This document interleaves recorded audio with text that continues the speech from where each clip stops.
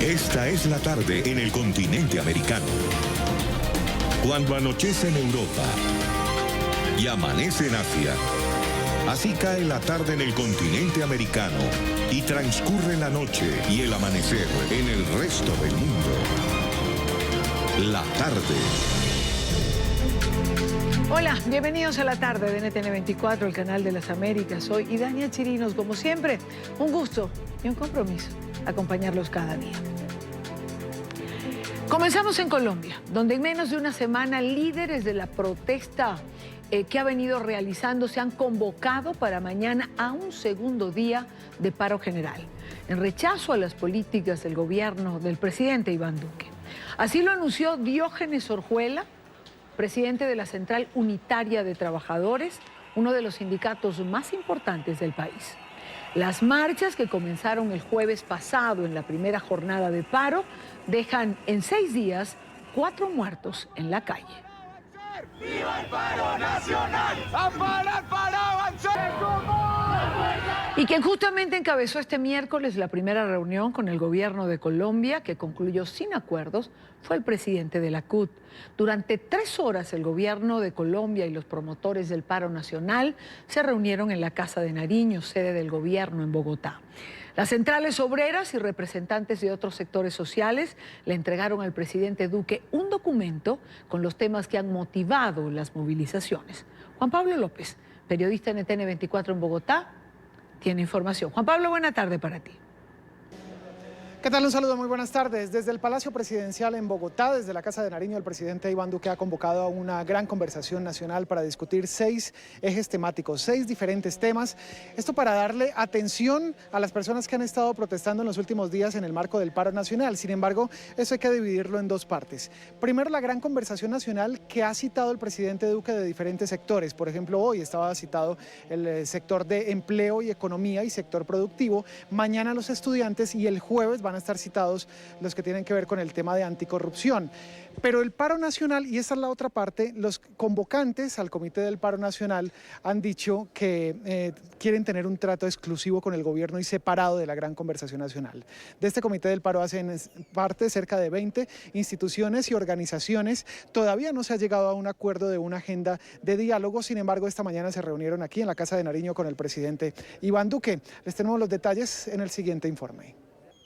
El Comité Nacional del Paro entregó este documento con 13 puntos de negociación al presidente Iván Duque. Los temas son, entre otros, el retiro del proyecto de reforma tributaria, la derogatoria del decreto sobre holding financiero, la disolución del ESMAD y la depuración de la fuerza pública, que no haya reforma pensional, que no haya reforma laboral, que no se privaticen bienes del Estado, que se cumplan los acuerdos con estudiantes, educadores y trabajadores, implementación del acuerdo de paz, trámite de los proyectos de ley anticorrupción, reforma de Electricaribe y políticas ambientales. Nuestra dinámica, hemos dejado claro, no está subsumida dentro de la estrategia y los mecanismos del que el gobierno ha llamado el diálogo nacional. El gobierno nacional reiteró el diálogo con todos los sectores. Realmente hay muchísimos puntos en donde tenemos coincidencias en relación con cualquier reforma laboral, cualquier reforma pensional se va a discutir en la mesa de concertación laboral que se ha reunido varias veces durante este gobierno y que estuvo reunida ayer toda la tarde. A partir de ahora se acordarán mecanismos de diálogo entre el Gobierno Nacional y el Comité Nacional del Paro, conformado por cerca de 20 organizaciones. Ciclo de reuniones directas entre el gobierno nacional y permanentes entre el Comité de Paro y el gobierno nacional. La conversación nacional, el otro mecanismo convocado por el gobierno, también continúa. A partir de la presentación de esos 13 puntos, el gobierno responderá a esos 13 puntos, pero sobre todo les reitera la invitación abierta para en una metodología puedan participar dentro de esos comités temáticos. El Comité Nacional de Paro, integrado por las centrales obreras, profesores y dirigentes estudiantiles, asistió a la cita con el presidente Duque, a pesar del llamado del senador Gustavo Petro, quien les había pedido no acudir a la cita. Les reitero cuál va a ser la agenda de esta conversación nacional que ha citado el presidente Duque. Se acaba de reunir con los gremios, justamente con el sector productivo del país, mañana estudiantes, el jueves el tema de lucha contra la corrupción y la próxima semana van a hablar del tema de los acuerdos de paz y de la implementación. Estos 13 puntos que trae el Comité Nacional del Paro tienen que ver justamente con eso, con lucha contra la corrupción, protección del medio ambiente y otros puntos que ya le han planteado al presidente Iván Duque. Por ejemplo, que no haya reforma pensional o reforma laboral, que lo ha dicho el gobierno nacional. De eso no se ha hablado en el gobierno y no hay un proyecto de ley que pueda presentarse en los próximos días. Esperaremos cómo avanza esta conversación nacional desde la Casa de Nariño en Bogotá, Colombia. Juan Pablo López Velázquez, NTN 24. Buenas tardes. Gracias, Juan Pablo, gracias por la información. Nos acompaña Jairo Libreros, nuestro analista permanente en estudio, en la tarde de hoy. Jairo, bienvenido. Buena tarde para ti. Y Dania, muy buenas tardes. 13 puntos tan variados y múltiples como las partes de un abanico. Parece casi un programa de gobierno nuevo. Sin lugar a dudas, y Dania, si uno mira el listado, fácilmente son los puntos que integran de manera particular un plan de gobierno en plena campaña electoral, cuando se busca realmente es conquistar el poder. Pero si le damos una mirada un poco más institucional, realmente es un plan de desarrollo, temas relacionados con la reforma pensional, la reforma laboral, una discusión tan sensible como puede ser discutir qué hacer o eliminar el SMAT, un escuadrón antidisturbios que encuentra en cualquier democracia liberal, genera mucha preocupación. Utilizar ese término de depurar la policía creo que es muy delicado. Aquí no hay espacio para ese tipo de situaciones. Uno entendería que quizás buscaran mediante estándares más elevados en materia de derechos humanos un comportamiento que se ajuste más a los estándares que se han diseñado para garantizar mejores condiciones al momento de implementar el uso de la fuerza, pero no se agotan esos temas. Hay que tener en cuenta que hace muy pocas horas, y Dania, los congresistas ya radicaron en el caso de la reforma financiera la ponencia favorable. Hay un proceso muy importante, pero el primer punto o el segundo que establece las centrales obreras gira en torno de no llevar a efecto la reforma financiera. Y Dania, sin lugar a dudas todos tenemos derecho a discutir diferentes temas, a buscar concertar con el gobierno nacional la implementación de políticas públicas. Nadie tiene nada en eso, pero creo que el abanico es tan amplio. Nadie tiene la verdad absoluta y es lógico que los actores sociales, digamos, de una sociedad intervengan, digamos, sí, en esta discusión. Eso es un pacto social. Claro que sí, se refrenda todos los días. Exacto, pero digamos, en un temario tan amplio pareciera que también se le quiere imponer una agenda al presidente Duque, que puede gustar o no lo que está haciendo, sí, que puede tener más o menos sintonía con el país, que tendrá que resolver si escucha o no escucha. Pero es que a ratos pareciera que se nos olvida que quien ganó las elecciones fue el presidente Iván Duque. Digo, por algo ganó. Claro que sí, y además que el presidente Iván Duque, no podemos olvidar, y Dania, obtuvo la votación más importante, más nutrida. Casi estamos hablando de una cifra de 11 millones de personas que acudieron a las urnas y sufragaron por él para que ejerciera el cargo de presidente de la República en estos temas, en su condición de jefe de gobierno por cuenta de la implementación de las políticas públicas. Y Dania, yo lo que veo de la jornada del día de hoy, no solamente por este documento que ya fue radicado ante la presidencia de la República, sino por ciertas actitudes de algunos actores sociales, creo que esto no empezó bien.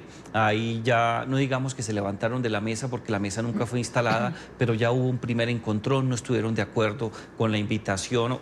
Dicen algunos, otros dicen imposición. Eso lo sabrán solamente quienes acudieron a la cita de la presencia de los partidos políticos y los organismos de control, Procuraduría, sí, y Contraloría. Entiendo que querían un diálogo directo, que querían un espacio para hablar solo con el presidente. Ahora, normalmente el presidente se sienta con algunos asesores o con... Claro. Ellos estaban de acuerdo con que estuviera el gabinete, no estaban de acuerdo con la participación política y con los organismos de control. ¿Por qué? Yo creo que muy seguramente no querían perder la titularidad, el protagonismo y de manera particular terminar con transigiendo. Les tocaba transigir quizás algunas ideas de política pública con los partidos políticos. Está claro, no solamente en Colombia, sino en muchos países en América Latina y Dania, que te sientas con el Ejecutivo, pero con los partidos políticos el protagonismo se diluye y los partidos políticos tienen unos liderazgos muy importantes. Es más, y Dania, si se llega a un acuerdo frente a la agenda que ellos presentaron, la mitad de temas van a entrar al Congreso. Entonces, de todas maneras, los partidos políticos van a tener un juego ahí. Lo que yo creo es que no quieren perder protagonismo, son conscientes que en estos momentos son los protagonistas número uno por la protesta, por el impacto que tuvo, se mantienen en protesta y no creo que vayan a aflojar. La gran pregunta es si el presidente Iván Duque va a darle un trámite lo suficientemente amplio, expedito y de manera particular que se traduzca en políticas públicas. Y ahí creo que por la época va a ser difícil. El Congreso cierra en 3 semanas, 19, 20 de diciembre está programado, por lo menos lo que hemos escuchado de los presidentes de Cámara y de Senado. Entonces vienen 3 semanas muy complicadas para la administración nacional. Ya los paros en Bogotá y en otras ciudades capitales se sienten. El presidente Iván Duque, por otra parte, lamentó la muerte de Dylan Mauricio Cruz, este joven de 18 años que resultó gravemente herido el sábado en medio de las manifestaciones antigubernamentales. El estudiante permaneció 54 horas en cuidados intensivos después de recibir el impacto en la cabeza de una bomba lacrimógena lanzada, al parecer, por un agente de la policía antidisturbios. El hecho, hasta ahora, está bajo investigación. En diálogo con nuestra cadena aliada en Colombia, la FM, el presidente Duque envió un mensaje de solidaridad a la familia de Dylan. El mandatario colombiano recordó además a los 341 policías heridos durante los disturbios que estallaron el pasado jueves. Duque cuestionó que situaciones de violencia como esta se presenten en un país en el que, según dijo, hay plenas garantías para expresarse de forma pacífica. Yo acompaño en este dolor profundo a la familia de Dylan, acompaño a su familia, pero también quiero decirle a todos los colombianos que este tiene que ser un espacio para que todos reflexionemos y realmente no volvamos a ver más estas situaciones accidentales, dolorosas, frente a las cuales se tienen que proceder con todas las investigaciones y se tiene que llegar a la verdad para mirar si se siguieron todos los protocolos. En el centro, digamos, de la discusión que tiene que ver con seguridad está un cuerpo que se denomina SMAT. Hay quien pide su anulación, sí. Hay quien piensa que no debe ser anulado. Es un cuerpo élite de la policía, entiendo, entrenado para intervenir cuando hay disturbios y cuando hay eventos de orden público que se escapen de las manos.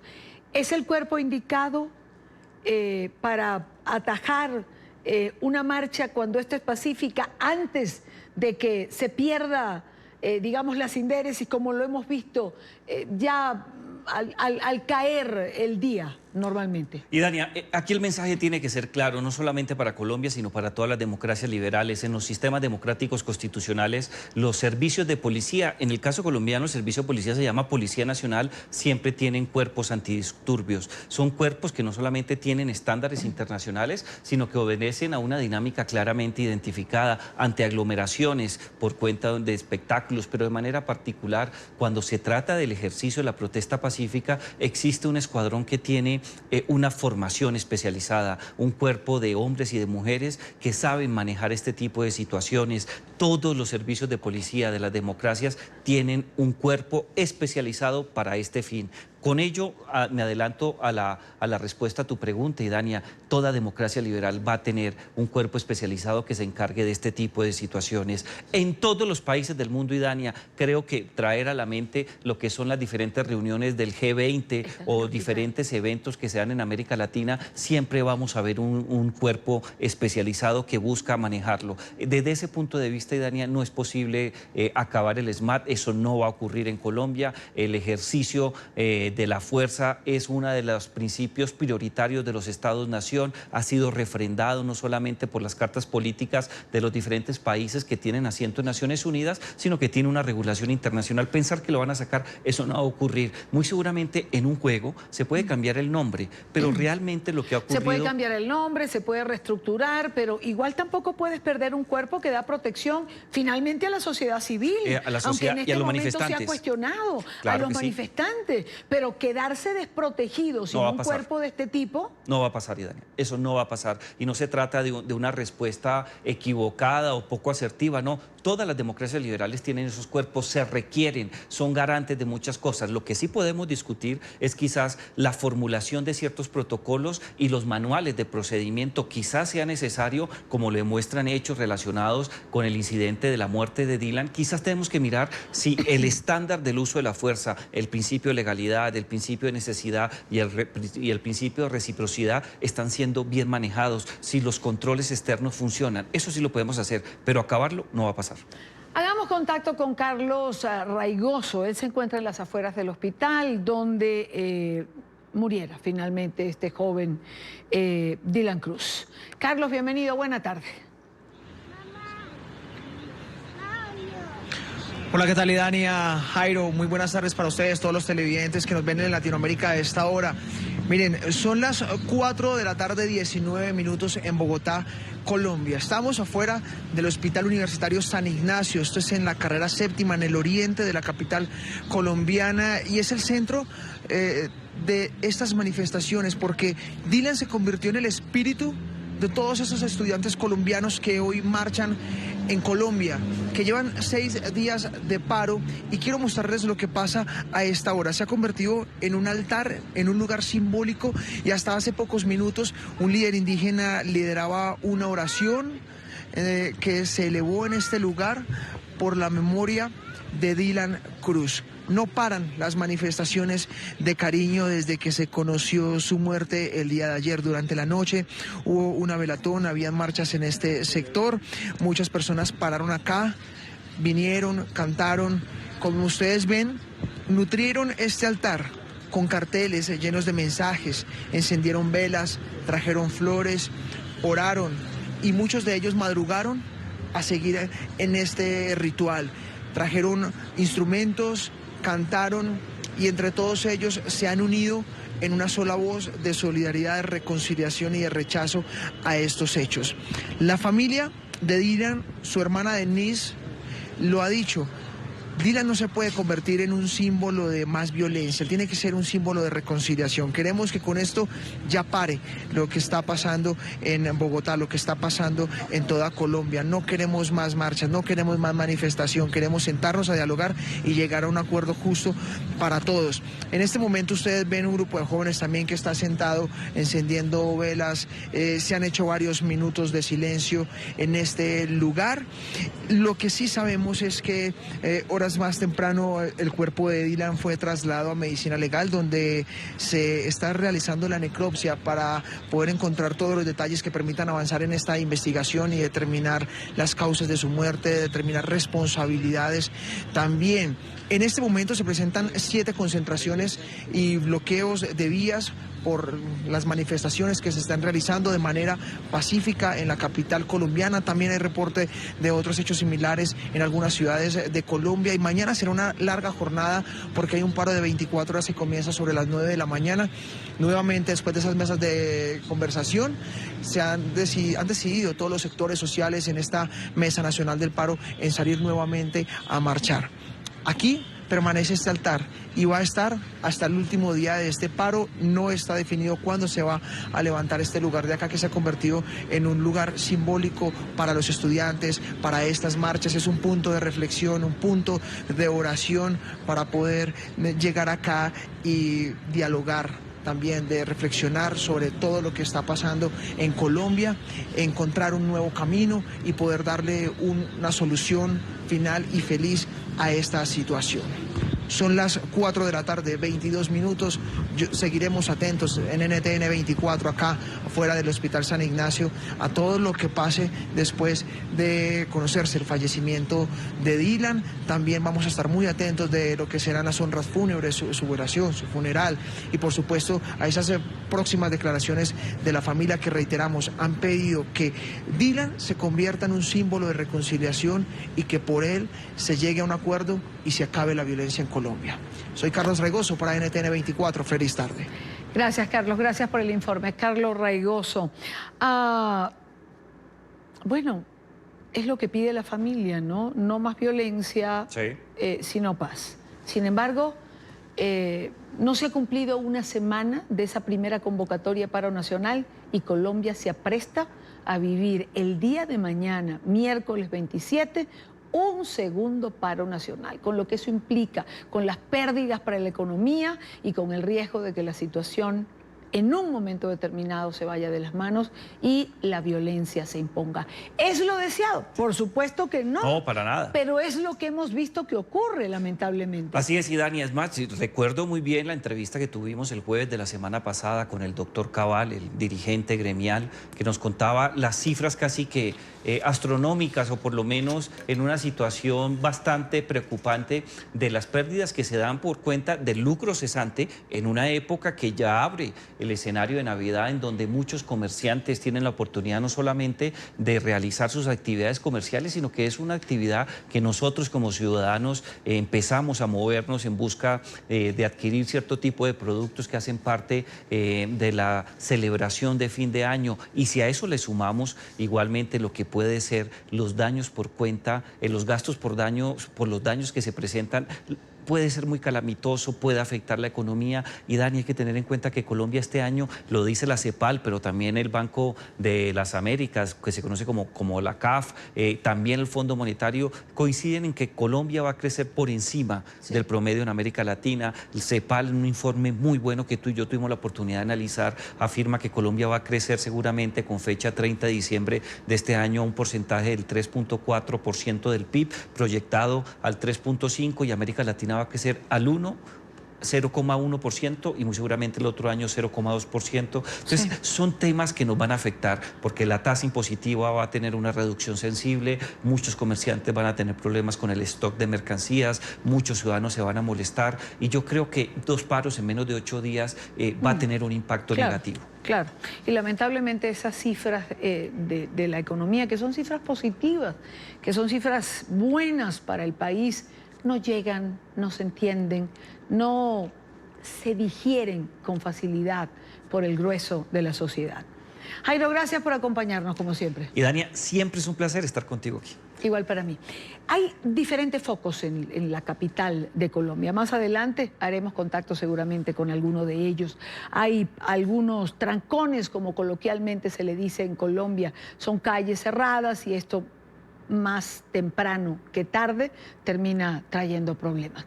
Pero cuando son las 4:26 minutos, hora costa este, revisamos otros temas de la agenda informativa del día. Es noticia Keiko Fujimori, quien quedaría libre en las próximas horas. Así lo determinó el Tribunal Constitucional, que aceptó un habeas corpus presentado por Sachi Fujimori, hermana de la lideresa de Fuerza Popular.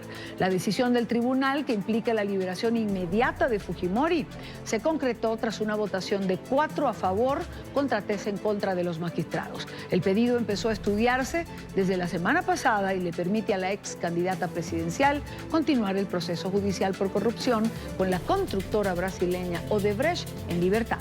La mujer de 44 años permanecía bajo prisión preventiva desde el 31 de octubre del 2018 por presuntamente interferir en las indagaciones de la Fiscalía en el escándalo que también salpicó a 4 expresidentes. Keiko no será liberada de inmediato, pues deben cumplirse ciertas formalidades y el fallo será notificado hasta el próximo jueves. La decisión del tribunal fue criticada por la Fiscalía. Bueno, indigna, es lamentable y se va a esperar la resolución para conocer los fundamentos escritos.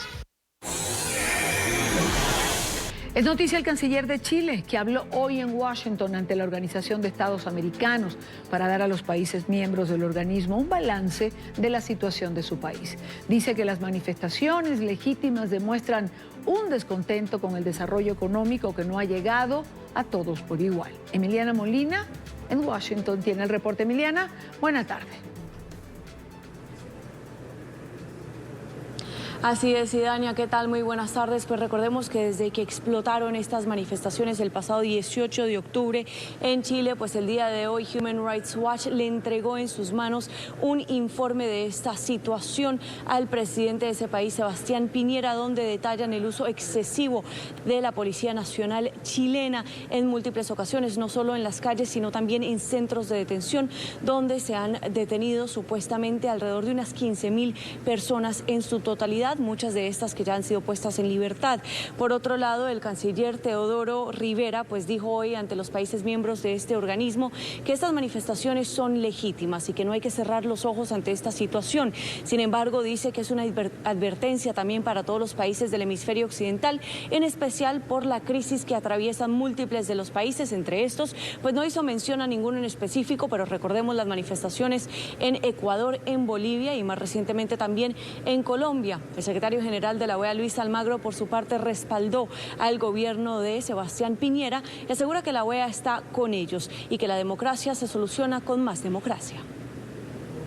El modelo de desarrollo chileno, el mismo que permitió la mejora de las condiciones de vida de los habitantes, debe hoy hacerse cargo de las nuevas demandas sociales derivadas de esta situación, principalmente por mejores sueldos, por más y mejores pensiones, y por una mayor cantidad y calidad de servicios públicos, especialmente en materia de salud y educación.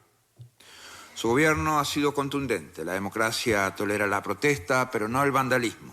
La democracia acepta el disenso, pero no la violencia ni la anarquía. La democracia se nutre de la liberación pública en las calles, pero debe combatir a los agitadores y los desestabilizadores profesionales, los que buscan destruir la democracia. El embajador de Colombia ante la OEA, Alejandro Ordóñez, también se pronunció sobre la situación en Chile y asegura que el gobierno colombiano pues los apoya en estas recientes manifestaciones. También le recuerda a los países miembros de este organismo sobre las brisas bolivarianas y les recuerda que este era un simple tema doméstico hasta hace poco y que ahora se ha convertido en un tema regional, pues haciendo referencia a los discursos públicos y televisados que ha hecho recientemente Nicolás Maduro sobre las supuestas brisas bolivarianas, que según Ordóñez y otros funcionarios públicos aseguran que son algunos de los manifestantes que están causando los disturbios en la región. Tales movilizaciones se desarrollaron pacíficamente en la mayor parte de los casos y los gobiernos nacionales garantizaron la protesta y el derecho a disentir. Recordemos que las protestas iniciaron principalmente por una reacción al aumento de las tarifas sobre los servicios públicos de transporte. Sin embargo, se han profundizado por el descontento económico que tienen múltiples de los chilenos y también por la falta de algunos servicios sociales y las pensiones. Esta es toda la información que tenemos en directo desde la OEA. Emiliana Molina para NTN 24. Gracias a Emiliana por la información en vivo y directo desde la Organización de los Estados Americanos. A las 4:31 minutos hacemos la 4:31 minutos, hora Costa Este, hora Quito, Ecuador. Primera pausa en la tarde de hoy. Recuerden seguir nuestras cuentas en Twitter, siempre con información en tiempo real. Se las dejo en pantalla. Mi cuenta personal, leo sus comentarios.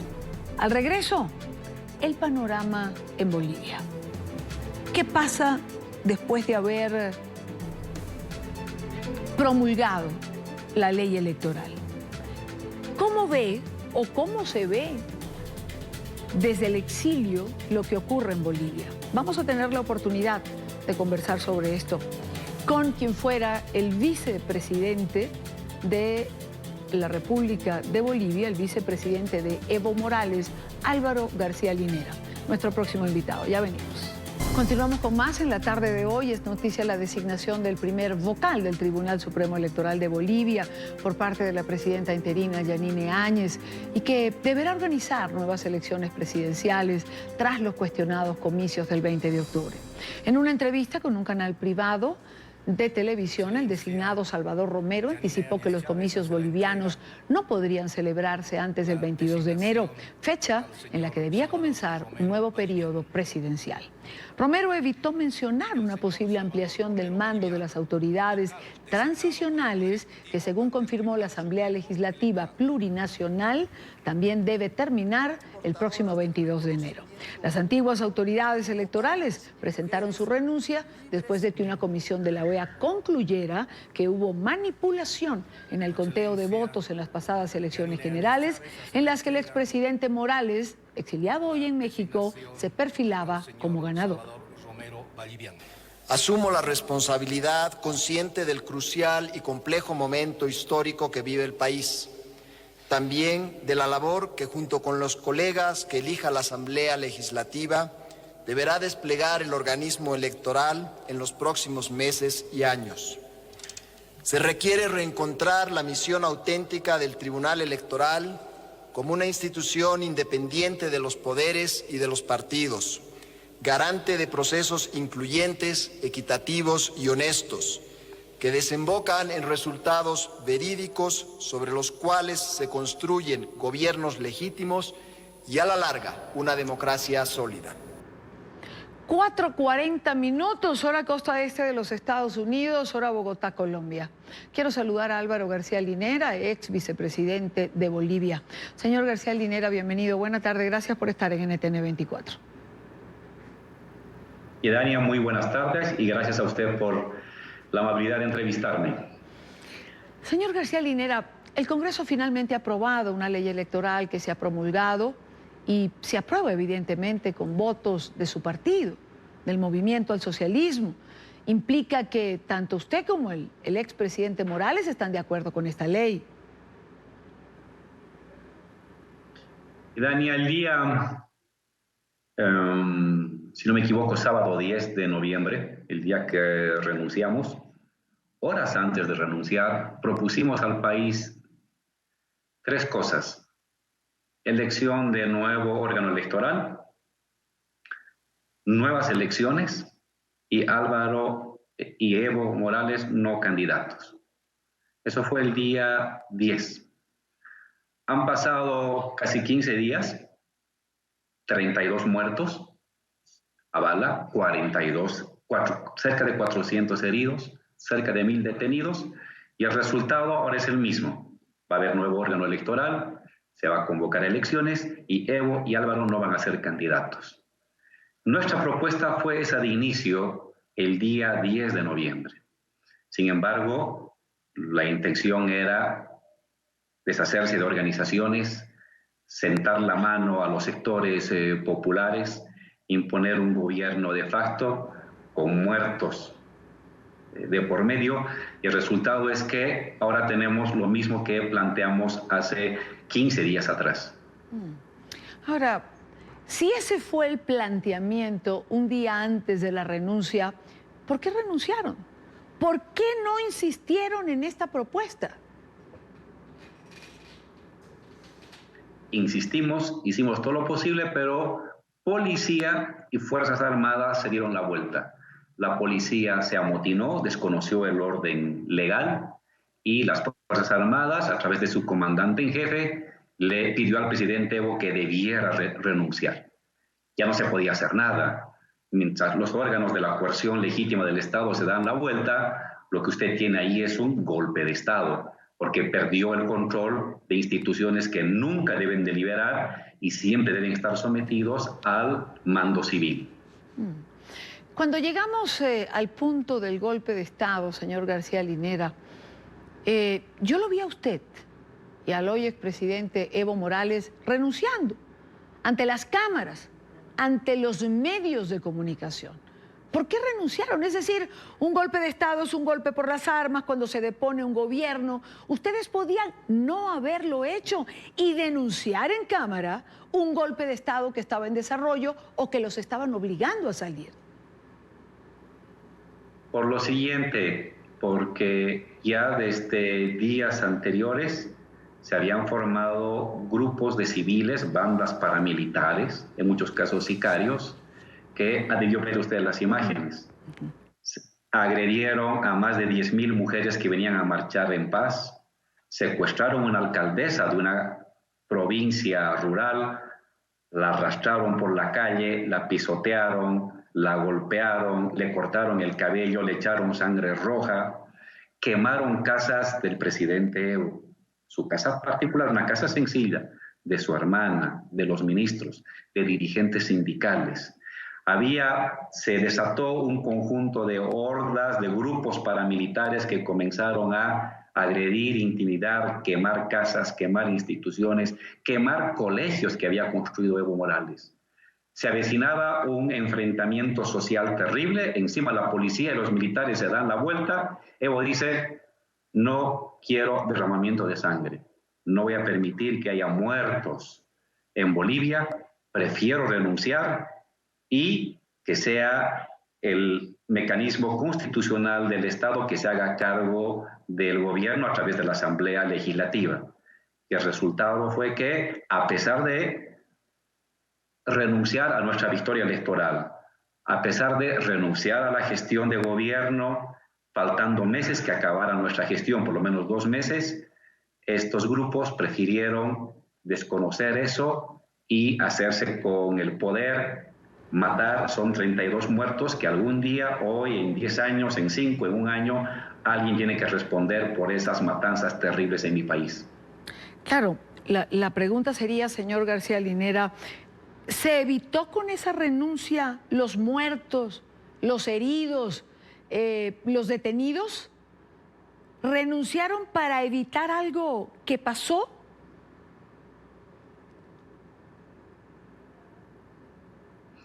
Eso hay que preguntarle a los responsables de los muertos. Ellos pedían nuestra renuncia.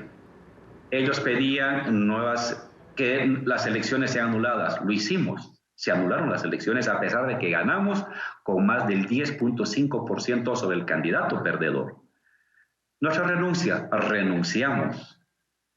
A partir de ese momento de nuestra renuncia, la violencia es entera responsabilidad de quienes usurparon el gobierno y en vez de pacificar, en vez de canalizar de manera democrática la convivencia, lo que prefirieron es sacar a militares, sacar a policías, colocar tanquetas en las plazas, sacar convoys, sacar aviones de guerra para disparar encima de las movilizaciones, disparar sobre dolientes que están enterrando a sus muertos, gasificarlos. Ellos prefirieron, a pesar de nuestra renuncia, desatar el terror. La responsabilidad de los 32 muertos, 400 heridos, más de 1.000 detenidos, tiene que preguntarle y queda en manos de los que se hicieron del gobierno de manera ilegal desde el día 11 de noviembre. Bueno, ya que estamos en esto de las responsabilidades, me imagino que usted ha tenido la oportunidad de ver y escuchar el video que ha circulado en medios de comunicación, en redes sociales, donde 2 personas hablan, una no se ve, y la voz presuntamente sería la del presidente Evo Morales, mandando a bloquear caminos, a que no entre la comida a La Paz. Primero, me gustaría saber, ¿para usted es el expresidente Morales? Han circulado por redes muchos videos y muchos audios. Le puedo comentar, al igual que del actual ministro usurpador de gobierno, que dice que ahora hay que buscar muertos en los closets de todas las personas y si no hay que inventarle un muerto porque lo que hay que generalizar es una persecución. El ministro no ha dicho nada. Es decir, están circulando videos, están circulando audios que habrá que comprobar su veracidad. En todo caso, sí, le digo lo siguiente. Históricamente, en mi país, los campesinos, los indígenas, han utilizado un método de lucha para defenderse ante las atrocidades, primero de colonizadores, luego de militares y últimamente en este caso de golpistas, que es el bloqueo de caminos. Es el método que tienen los campesinos para defenderse de la matanza. Usted ha tenido que, en una localidad de Cochabamba llamada Sacaba, 12 muertos en menos de una hora. En la localidad de El Alto, una ciudad aledaña a la ciudad de La Paz, que es la sede de gobierno, 9 muertos a bala en menos de media hora. Es decir, ha habido un conjunto de matanzas, de asesinatos, frente a los cuales la gente ha tenido que salir a reaccionar para enfrentar este abuso. Es decir, para ustedes el bloqueo es parte de una defensa, entiendo por lo que dice, pero vayamos a la pregunta, se la quiero repetir, no la quiero dejar pasar. ¿Es o no es el expresidente Morales el que habla en el video? Vuelvo a decirle, están circulando todo tipo de videos en las redes que uno puede esperarse cualquier cosa. ¿No habría en este señalar responsabilidades de todo lo que ha pasado después de que ustedes salieron de Bolivia? ¿No cabría algún tipo de responsabilidad al expresidente Morales por su permanente y cotidiano pronunciamiento en relación al acontecer de Bolivia? ¿No tendría un efecto tranquilizador si él llamara a la paz? A la tranquilidad, a que depusieran quizás algunas actitudes?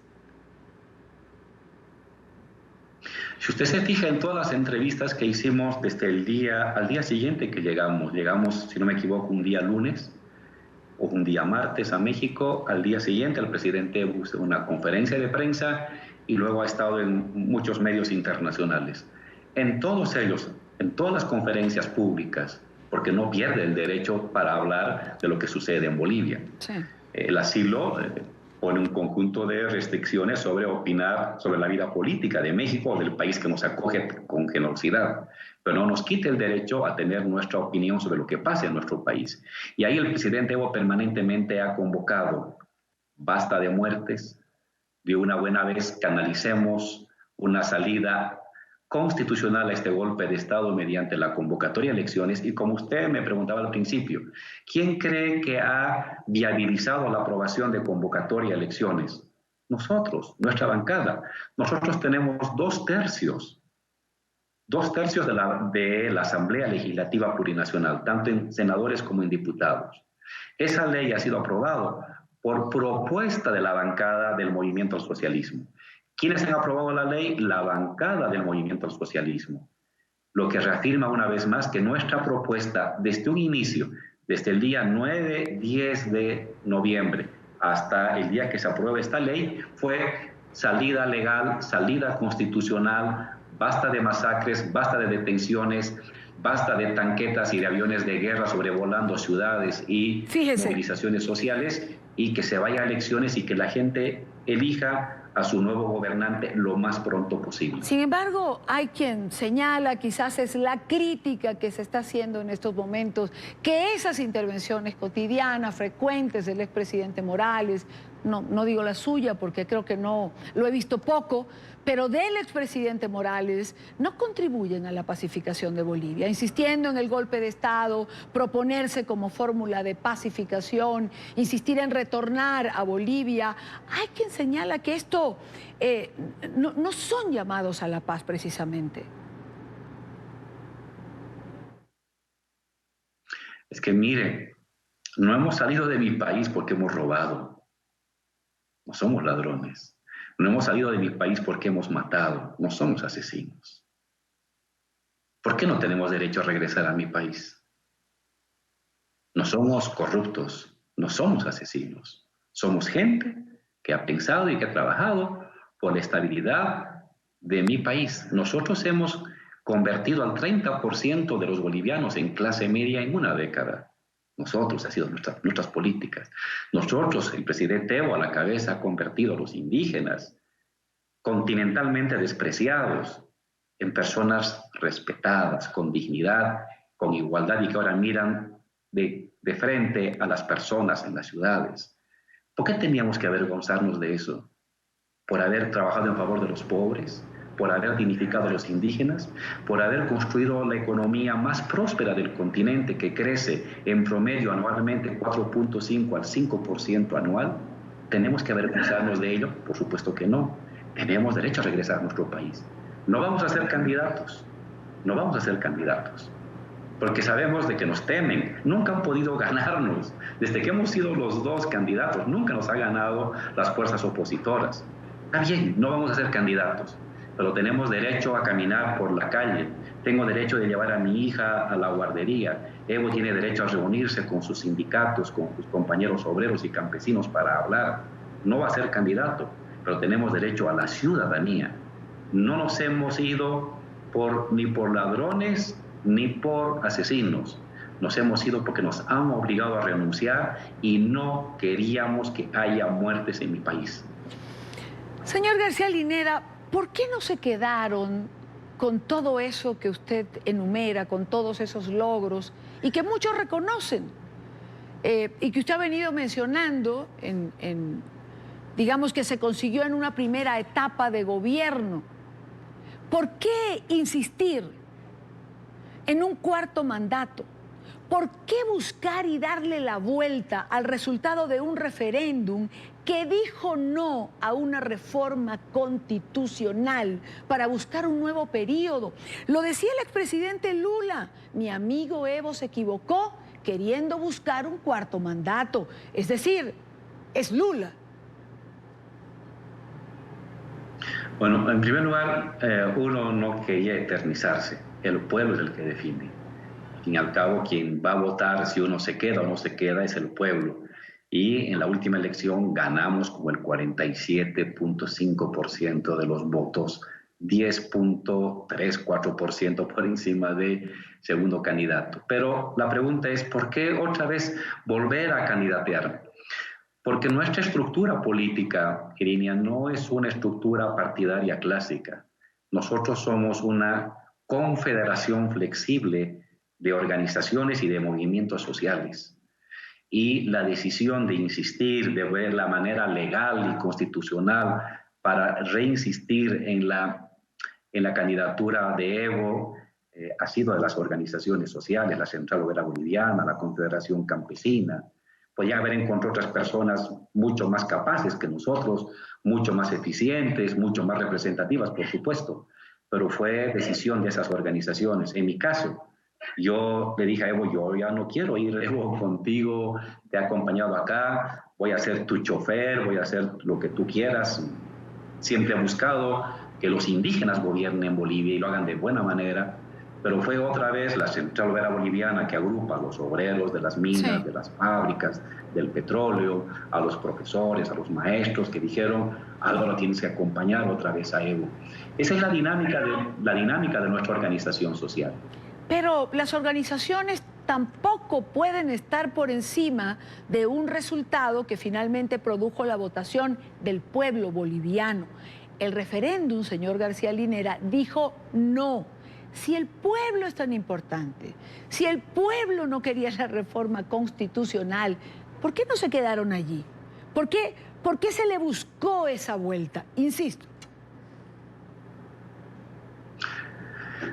La Constitución, la respuesta que siempre le doy, la Constitución en este sentido de la repostulación tiene una contradicción. Por una parte está el artículo 161, que establece que no debe haber una nueva repostulación de quienes han estado 2 veces en gestión gubernamental, pero por otro lado usted tiene el artículo 13 de la Constitución, que establece que en el ámbito de derechos humanos los acuerdos internacionales están por encima de la Constitución y por encima de las propias leyes de Bolivia. Ahí, en esta colisión constitucional, fue el Tribunal Constitucional el único encargado de resolver las colisiones constitucionales, la que dirimió a favor de que se podía nuevamente postular y dio la razón a las organizaciones sociales que insistieron en que deberíamos candidatear nuevamente. Un tribunal electoral con un manto de poca transparencia por estar ligado al presidente Morales en aquel momento. Y aquí vuelvo a la pregunta que le hacía antes. ¿No era más fácil llegar hasta allí? ¿Quedarse con el reconocimiento propio e internacional, con un lugar en la historia que tenían por haber hecho transitar a Bolivia hacia el progreso, y no con este saldo de hoy que todos lamentan, porque al final los lamentan de un lado y del otro. Sí, lo que pasa es que uno no hace política, en nuestro caso, Iria, no hacemos política para ver cómo salgo en el libro de historia. Nunca he buscado eso, no buscamos eso. Uno ha hecho política, yo hago política desde los 13 años, para ayudar a los pobres, para sacar adelante a los humildes.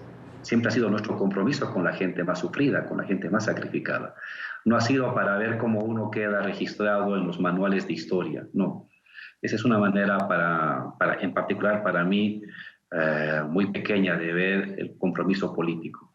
Uno se debe a las organizaciones. Toda nuestra vida hemos trabajado con sindicatos, con gremios, con movimientos indígenas. Hemos estado en la cárcel por luchar y reivindicar los derechos de ellos.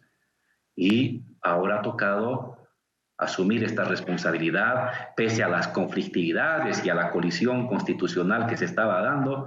Fue nuestro eje: hacer caso, obedecer, estar junto al lado a las decisiones de las organizaciones sociales, a pesar que en algunos casos pueden ser decisiones no necesariamente del todo correctas. Bueno, eso implica, de alguna manera, reconocer que no todas las decisiones pueden ser correctas. No le quiero despedir sin preguntarle cómo ve usted el futuro inmediato de Bolivia. Muy triste, por varias razones. La primera es las muertes, 32 muertes en mi país, 400 heridos a bala. Terrible, es un pueblo que ha sido desangrado. Lo segundo, un país en el que esta violencia, este discurso racializado de parte de las autoridades. Tenemos un dirigente social que ha llevado a la señora Yanine Áñez a Palacio, que decía que él anota en una lista negra las personas que le caen mal, como lo hacía el señor Pablo Escobar, y lo ha dicho textualmente, no me estoy inventando. Usted ha debido oír al señor Camacho. Pero fíjese, yo no he oído a la presidenta interina, a la presidenta Yanine Áñez, tener un discurso segregacionista, ni nada que se le parezca. Tuve la oportunidad de entrevistarla hace unos días y lo único que recuerdo es su discurso de unidad, es la convocatoria para sacar a Bolivia adelante entre todos. Solo le pido que revise los tweets antes de que sea esta presidenta usurpadora. Revise los tweets de ella que han circulado de una agencia noticiosa internacional muy importante, que no voy a decir su nombre porque no es ético decirlo, pero usted revise los tweets de ella antes de el 10 de noviembre. En todo caso, ¿qué le digo? Una sociedad en la que se han abierto los resentimientos sociales. Se ha destapado un racismo muy terrible. Antes de que la policía desconociera el mando policial, salían grupos de jóvenes en Santa Cruz, en Cochabamba, en motos, en movilidades, a cazar indios, a matar indios. Ese era el lenguaje que se verbalizaba. Usted ha debido ver en las imágenes de La Paz policías y manifestantes de conservadores de clase media alta, escupiendo sobre la huipala, quemándola, diciendo que esta era una bandera de indios. Pues eso ha desatado un conjunto de resentimientos regionales, de resentimientos clasistas y étnicos, que no va a ser fácil, ni en una década, volver a suturar esas heridas que se han abierto en la sociedad boliviana. Y la tercera cosa, que igualmente lamentable, han destruido la economía boliviana, han destruido. Nosotros hemos dejado una economía sólida, con crecimiento, y en este afán golpista, en estas ambiciones desmedidas, han paralizado fábricas, han impedido el crecimiento, exportación de gas, están destruyendo y con picota, paso a paso, la solidez de una economía que dio bienestar y al fin, después de tantas décadas, un alivio a la condición y a la situación de pobreza de mi país. Me preocupan las tres cosas: las muertes, las divisiones étnicas y clasistas que se han desatado a partir de la racialización y el discurso casi fascistoide que usan algunas autoridades. El ministro de Gobierno dijo: voy a ir a cazar a los antiguos ministros, lo dijo textualmente. Y la tercera, están destruyendo una economía, la economía de mayor crecimiento del continente latinoamericano en los últimos 8 años. Quiero detenerme en el resentimiento, porque llegaríamos quizá a la conclusión de que parece que el resentimiento es el signo que marca los días que estamos viviendo en la región. Nunca hemos visto una región más polarizada que la que tenemos en este momento. Ecuador, Chile, Colombia, Bolivia, Venezuela. La culpa no puede ser de un solo lado, señor García Linera. En este problema la culpa tiene que ser de ambos. Es decir, aquí hay una equivocación y la equivocación tiene que ser de ambas partes. Es muy cómodo echarle la culpa desde una acera al otro lado. Sin duda, pero aquí hay reglas de juego constitucional y eso usted no las puede obviar ni dejar de lado. Si usted cumple la Constitución, está del lado bueno. Si la pisotea, está del lado malo. Nosotros nos fuimos sin ni un solo muerto.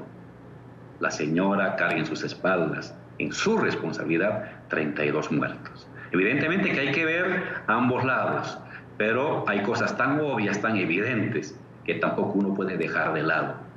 0 contra 32 muertes. Claro, me gustaría que pensara lo mismo, por ejemplo, en relación a Nicolás Maduro, a Venezuela, que bastantes muertes carga en su espalda y sin embargo ha sido aliado de Bolivia y bastante ha pisoteado la Constitución, ¿no? Estamos hablando de Bolivia, no de Venezuela. Pero se lo pongo sobre la mesa, al cierre. Puedo comentar, preguntar, porque Venezuela ha sido un gran aliado de Bolivia. Y cuando se tiene una visión constitucional como la que usted señala, señor García Linera, la Constitución tiene que servir en Bolivia, en Chile, en Colombia o en Venezuela.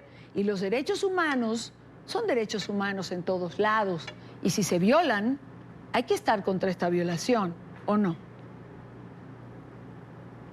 Aquí hay un principio básico: respeto a la Constitución, sea donde sea, y no intervención de ningún país, de ninguna autoridad del mundo en los asuntos internos del otro país. Eso para mí son principios básicos. Ningún país del mundo tiene derecho a decirle a otro país lo que tiene que hacer. Si no mantenemos los dos principios, respeto a la Constitución y no intervención de otros países en los asuntos internos de un país, estamos por buen camino. Quiero agradecer a Álvaro García Linera, ex vicepresidente de Bolivia, por estar en NTN 24, por habernos concedido esta entrevista. Muy buena tarde para usted. A usted muchísimas gracias por esta entrevista. Son las 5:07 minutos hora Costa Este. Rápidamente hacemos una pausa. Ya venimos. Y al regreso, gritos e insultos en la Asamblea Nacional de Venezuela. La bancada madurista criticó la visita de parlamentarios españoles al hemiciclo. Héctor Chamis estará con nosotros y hablaremos de esto y de otras informaciones más. Ya venimos. En la Asamblea Nacional de Venezuela, un grupo de legisladores maduristas gritó e insultó a diputados españoles que exigían más sanciones al régimen de Nicolás Maduro. Los parlamentarios del Partido Popular Español están en Caracas para participar en un encuentro mundial por la democracia, al que fueron invitados por el gobierno interino de Juan Guaidó. En la capital de Venezuela, Luis Laya tiene el informe. Luis, adelante. Hola, buenas tardes. Este martes participaron en la sesión ordinaria del Parlamento venezolano representantes de parlamentos europeos y también centroamericanos. Ellos han venido a respaldar a Juan Guaidó. También han hecho un llamado a que haya democracia, a que se convoquen unas elecciones libres en Venezuela para que el pueblo decida si quiere a Nicolás Maduro o no. Ellos han exigido no solamente respeto a los derechos humanos, sino que también han sido atacados verbalmente por la bancada madurista. Hemos tenido que aguantar insultos personales, hemos tenido que escuchar descalificaciones de quien simplemente no quería que se escuchase la voz de quien piensa distinto. Entre insultos, ataques verbales y amenazas de parte del chavismo participaron parlamentarios europeos y latinoamericanos en la sesión de la Asamblea Nacional de este martes. Quiero decirle, senador, como decía Chávez, váyase a la español, que en Venezuela hay un pueblo libre. Esta fue la tónica en que representantes de Nicolás Maduro recibieron a senadores de Argentina, España y Costa Rica que visitan el país y exigían respeto a las leyes y a la democracia. Y no solo es un verdugo Maduro, no. También son verdugos ustedes, aquellos cómplices que le apoyan. Vamos a adquirir el compromiso para que gente así pueda sufrir también sanciones individuales adicionales. Estas posibles nuevas sanciones fueron tomadas como una amenaza y un irrespeto por parte de la fracción de Maduro. Que hace ya 200 años de estas tierras expulsamos el último reducto de colonialismo español que quedaba en Venezuela.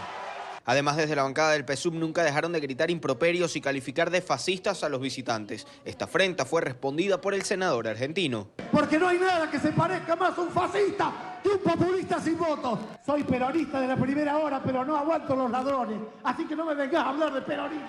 Juan Guaidó lamentó la situación y aseguró que estos senadores pudieron evidenciar lo que se vive en Venezuela día a día. Quiero que se lleven la sencilla reflexión, parlamentarios, de lo que día a día se enfrenta el ciudadano venezolano. Los parlamentarios extranjeros también señalaron que es difícil hablar de diálogo en el país cuando el régimen no tiene voluntad. Le repito, no veo en el gobierno ánimo de diálogo ni de cambiar la estructura. Ellos se sienten muy satisfechos con lo que han hecho.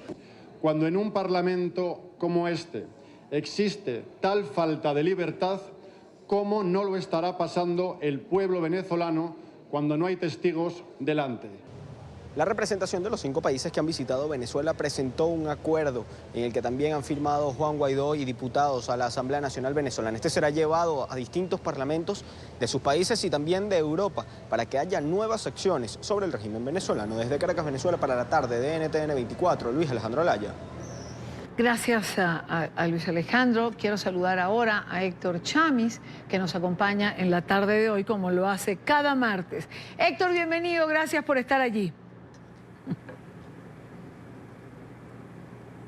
Buenas tardes, Idania. Un gusto estar en tu programa.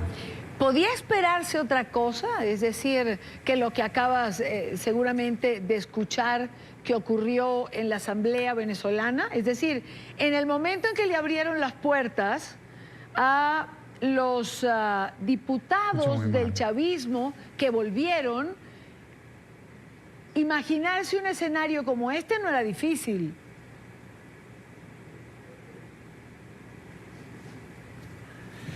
Sí, te escucho con interrupciones, Idania, pero más o menos creo que entendí. Sí, me sorprende la presencia de esta delegación de parlamentarios, la celebro, y por supuesto que no me sorprende las reacciones de parte del oficialismo, de los legisladores o funcionarios del PSV.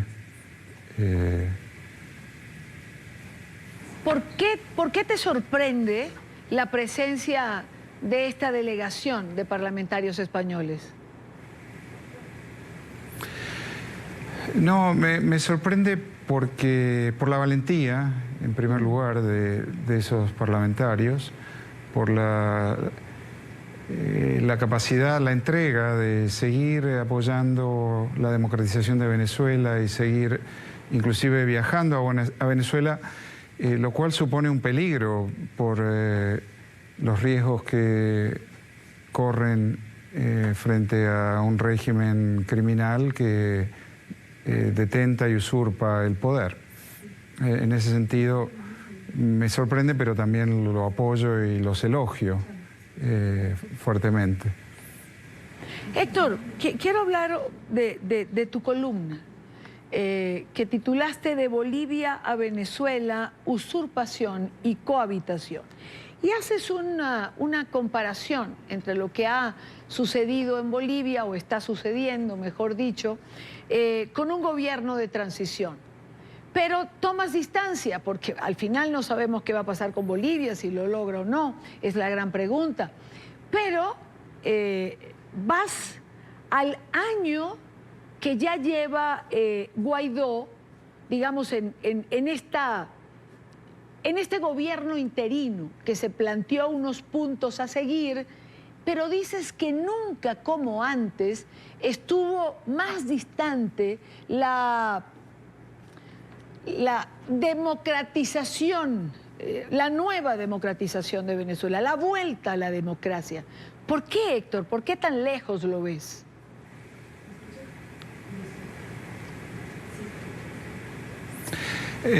Sabes que te escucho con ruido en la comunicación, pero más o menos vos me decís si voy en buena dirección o en mala dirección, si entendí o no entendí.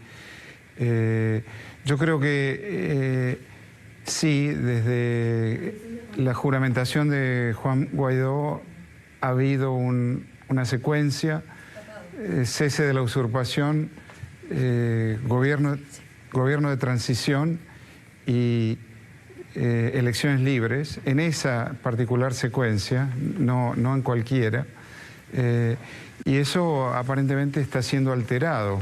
No sabemos muy bien cuál es la secuencia, pero entendemos que esa ya no es, en función de este proyecto de reorganización del Consejo Nacional Electoral, que incluye al partido oficialista, al partido de Maduro, al partido responsable del fraude electoral de 2018, de mayo de 2018, pero también responsable de muchos otros fraudes electorales.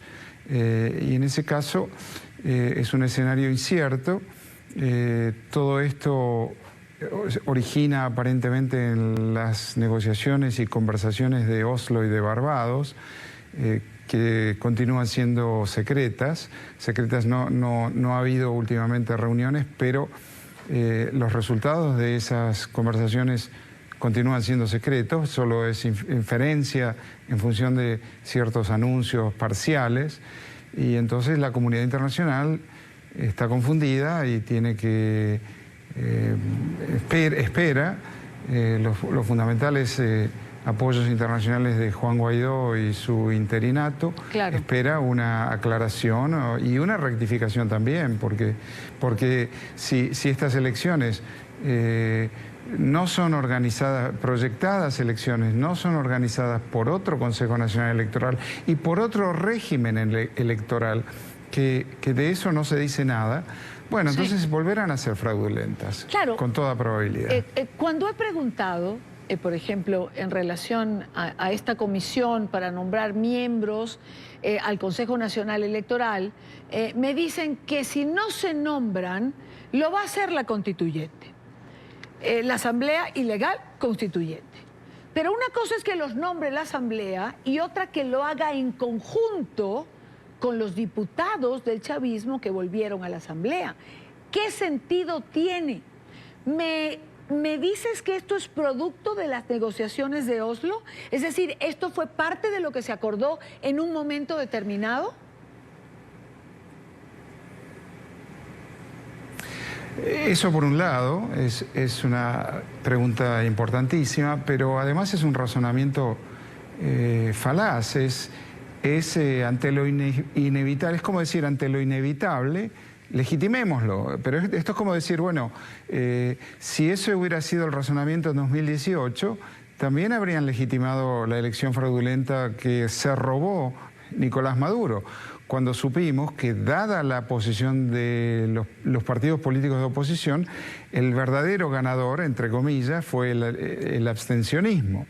Y eso permitió claramente identificar la naturaleza fraudulenta de aquella elección. Bueno, ahora parece que están dispuestos ante otro fraude a legitimarlo. Bueno, si no lo hacemos nosotros, lo van a hacer ellos. Bueno, que lo hagan ellos. Una cosa es que ocurra, porque así es el poder y porque es una dictadura después de todo, y otra cosa es que al ocurrir las fuerzas democráticas corran a socorrer y a legitimar esa decisión fraudulenta. Son dos cosas completamente diferentes. Claro. Claro, es decir, lo legitiman porque lo van a nombrar en conjunto. que es lo que señalas. Ahora, exactamente. una cosa es que lo nombre, como han nombrado, cantidad de funcionarios en distintos o diferentes cargos o han tomado decisiones con las cuales la Asamblea no ha estado de acuerdo, y otra que se legitime a través de una elección conjunta.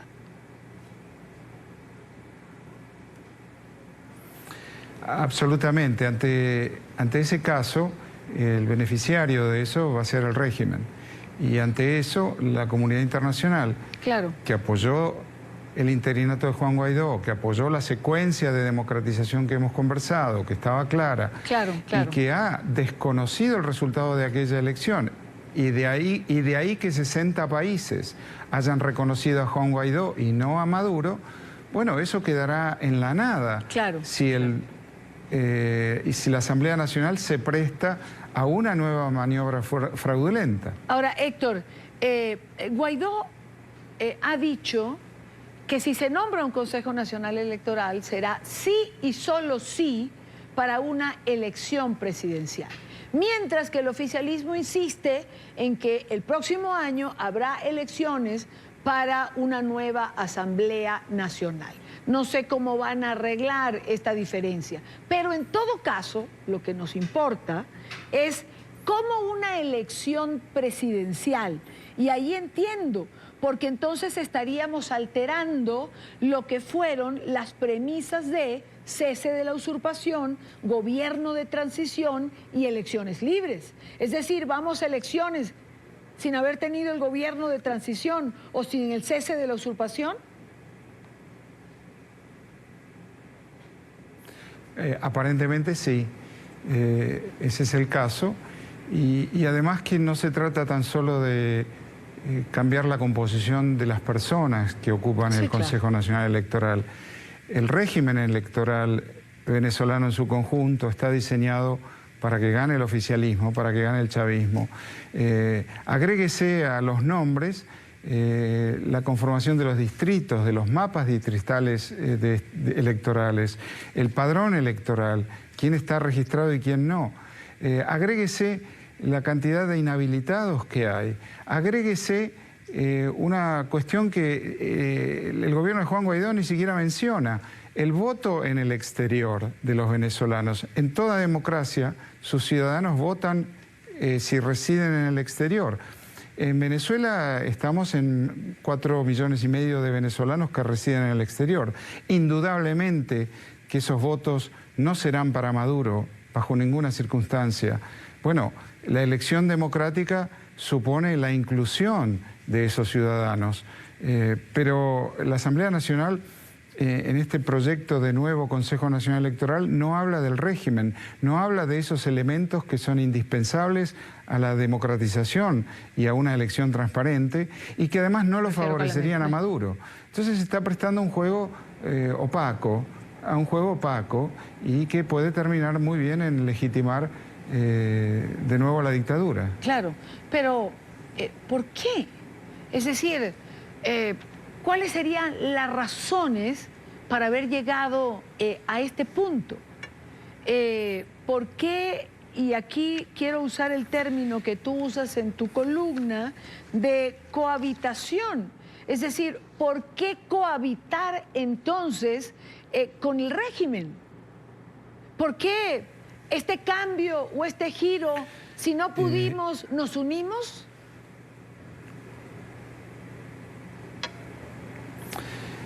Tal vez ese sea el razonamiento.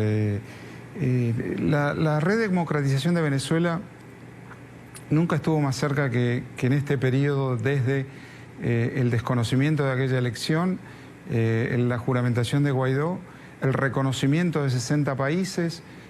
Nunca hubo una coalición internacional tan firme en apoyo a la democracia en Venezuela. Todo eso muy bien puede echarse por la borda con esta cohabitación, precisamente.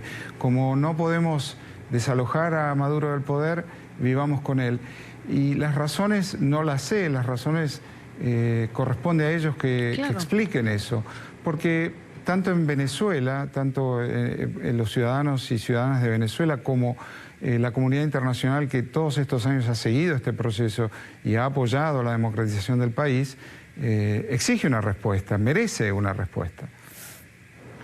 Ahora, la pregunta, y salimos un poco de Venezuela porque igual no tenemos la respuesta, son preguntas que quedan en el aire y que la gente quiere saber qué es lo que está pasando y qué es lo que se está haciendo. Pero la pregunta en relación a Bolivia, ¿lo logrará Bolivia, Héctor?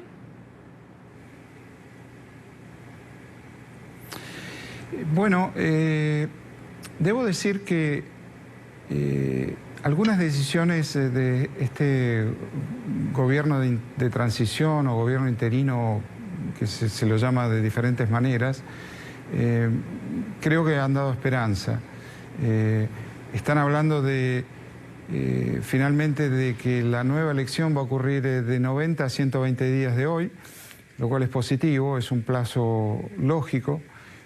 Han comenzado a reorganizar el Tribunal Electoral, han nombrado ya algunos nuevos vocales y en su mayoría son personas de capacidad técnica, idoneidad y probada honestidad en su materia, que es la administración electoral. Eso da esperanza. Y por el otro lado, han dejado de hablar de temas que son divisorios, han dejado de hablar de la Biblia, han dejado de hablar de la Constitución. No le corresponde a este interinato modificar en una coma la Constitución que Bolivia tiene hoy. Y por el otro lado han logrado un acuerdo con una buena parte del MAS, el partido de Evo Morales, para transitar en conjunto este camino, lo cual es muy importante. Y entonces yo creo que soy optimista, así como la semana pasada yo te decía, en el martes pasado te decía que estaba un poco confundido en cuanto a la orientación de este gobierno de Yanine Áñez, y ahora tengo más optimismo, verdaderamente. Y en relación a Colombia, Héctor, lo comentamos, ya se produjo la primera convocatoria a paro nacional, se ha hecho una nueva convocatoria el día de hoy para mañana, para un nuevo segundo día de paro nacional. Han habido fuertes enfrentamientos, por decirlo de alguna manera, marchas, protestas, vandalismo sobre todo. Hay una situación complicada, hay una situación delicada. Hay una mesa abierta de negociaciones donde el comité del paro se ha levantado en el día de hoy porque simplemente pide no sentarse a la mesa con organismos de control como la Contraloría o la Procuraduría, sino tener un contacto directo con el presidente. Y ha dejado un pliego con 13 peticiones que, pareciera un programa de gobierno.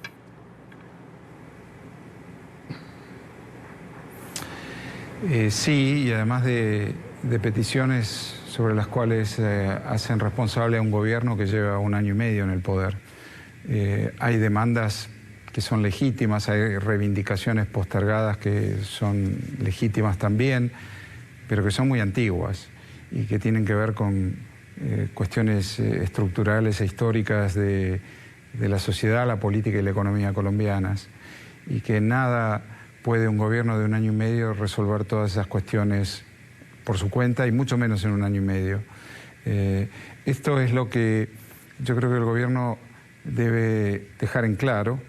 Yo creo que debe avanzar con más decisión en esta mesa de negociación y de diálogo, teniendo en cuenta que hay muchos sectores que están en otra cosa, y eso también es verdad. Hay otros sectores, hay estudiantes, hay pensionados, hay movimientos sociales rurales. Todas las demandas son legítimas, pero no se pueden satisfacer todas al mismo tiempo, en ninguna época ni lugar. Pero el gobierno tiene que recuperar control de la situación, y yo creo que avanzando en dirección al diálogo con actores legítimos, ¿no? Con actores que además tienen peticiones razonables. Colombia no podrá resolver sus problemas de antaño en 1 año y medio. Esos son problemas de vuelta, son cuestiones estructurales que demoran generaciones en resolverse. Entonces, esta negociación, esta conversación también tiene que ser realista, en beneficio de todos, porque es muy fácil exacerbar las expectativas y sacar a la gente a la calle, pero también los líderes son líderes si tienen responsabilidad a la hora de dejar en claro qué se puede satisfacer y qué no. Y ellos saben, esos líderes sociales saben qué cosas se pueden satisfacer y qué cosas son responsabilidad de este gobierno satisfacer y qué otras cosas son responsabilidad de toda la clase política colombiana, la de ahora y la de antes y la de mañana. Héctor, y no quiero despedirte sin preguntarte por Uruguay, donde pareciera, por poca diferencia, pero que la calle Pou ha ganado esta contienda electoral. Sí, efectivamente, los votos observados no alcanzan, si se reproduce la distribución similar de los votos observados a la del padrón total, la calle Pou será presidente y probablemente esto sea anunciado mañana o el jueves, oficialmente por la Corte. Y enhorabuena por la alternancia en el poder y enhorabuena por la democracia en Venezuela también, y Dania, porque esta coalición, porque ha terminado siendo una coalición en apoyo de la calle Pou, que incluye al Partido Colorado, incluye independientes. Bueno, consistentemente ha manifestado su disgusto con la cercanía del gobierno de Tabaré Vázquez con Maduro y con la dictadura venezolana, y ha expresado claramente su determinación a cambiar la política exterior de Uruguay, y enhorabuena, se sumará un apoyo más a la causa democrática de Venezuela. Así es, se suma Bolivia y Uruguay. Digamos, son dos nuevos votos, además, que entran en la OEA ante cualquier decisión. Héctor, como siempre, un gusto tenerte con nosotros. Gracias por estar aquí, gracias por acompañarnos. Gracias a ustedes, Idania. Hasta siempre. Buenas tardes, son las 5:37 minutos. Vamos a hacer una pausa en esta parte del programa, después de haber escuchado a Héctor Chamiz, como cada martes, donde analizamos lo que es noticia con él. Ya regresamos. Pan y mantequilla, bread and butter. Con estos nombres fueron bautizados los dos protagonistas del Día de Acción de Gracias en los Estados Unidos. Los dos pavos fueron presentados en el Hotel Vilar de Washington, lugar acostumbrado para alojar a algunos de los jefes de Estado que visitan la ciudad. Esta tarde, bread y butter fueron indultados en la Casa Blanca por el presidente Donald Trump con motivo del Día de Acción de Gracias que se celebra el próximo jueves en todos los Estados Unidos. Los americanos comen pavo en esta fecha en honor a los primeros colonos, recordemos, conocidos cazadores de estas aves. Y es que por esta semana el pavo es el gran protagonista en los Estados Unidos. Sin embargo, no todos están en capacidad de llevar los alimentos a la mesa. En ciudades como Nueva York aumentan las muestras de solidaridad con aquellos que más lo necesitan. El reporte con Alejandro Rincón. Alejandro. Hola, buenas tardes. Está en marcha la cuenta regresiva para la cena del Día de Acción de Gracias, un evento que a nivel social marca el inicio de las festividades de fin de año a través de los Estados Unidos. Como lo manda la tradición, una abundante cena es la que debe ponerse a la mesa en la noche del jueves para compartir principalmente con familiares, amigos, incluso algunos desconocidos, así como fue en un principio en el momento de la colonia cuando se instauró esta tradición en lo que en ese momento iba a ser los Estados Unidos de América. Una abundante cena para agradecer por lo bueno y lo malo, tal vez. Sin embargo, no todo el mundo puede proveerse condiciones iguales. Es por eso que ahora mismo, a través de todo el país, de costa a costa, tienen lugar importantes actos de solidaridad con aquellos que más lo necesitan justo en estas temporadas de fin de año. Al centro comunitario donde nos encontramos ahora, en el condado de Brooklyn, ha venido hoy el gobernador del estado de Nueva York, Andrew Cuomo, para entregar raciones de pavo a familias de escasos recursos y allí, por supuesto, algunos latinos. La comunidad siempre apoya a los más necesitados y esto es una bendición para darle gracias a Dios, aunque a Dios hay que darle gracias todos los días. Bueno, asarlo. Entonces hacer el arroz con gandules, ensalada de papa y flan. Y entonces la familia completa. Tengo 7 muchachos, pero ya están 2 o 3 ya están grandes, tengo 2 o 3 chiquitos. Y que gracias a ellos vamos a tener una cena muy rica, muy buena. Pues permitir a la mayor cantidad de personas que sea posible poner algo de pavo para la noche del jueves para celebrar la cena del Día de Acción de Gracias es el objetivo esencial de la actividad que ha tenido lugar hoy en la ciudad de Nueva York y que de nuevo se replica una y otra vez por todo el país. La Asociación Avícola de los Estados Unidos prevé que este 2019 46 millones de pavos serán consumidos en la próxima noche del jueves. Es lo que tenemos para ustedes por ahora. Continúen con más en la tarde. Gracias, Alejandro Rincón, por la información. El Día de Acción de Gracias, creo que el día más importante para todos los estadounidenses es este próximo jueves. Última pausa en el programa de hoy. Ya regresamos. Llegamos al final de la tarde de hoy. Recuerden seguir nuestras cuentas en Twitter, también en Instagram, nuestro canal en YouTube y sobre todo nuestra página web. Lo tienen en pantalla, www.ntn24.com. Las entrevistas de los programas y todo el contexto de la información allí. Siempre se lo digo, conéctese a la información, conéctese a NTN 24. Muy buena tarde para todos.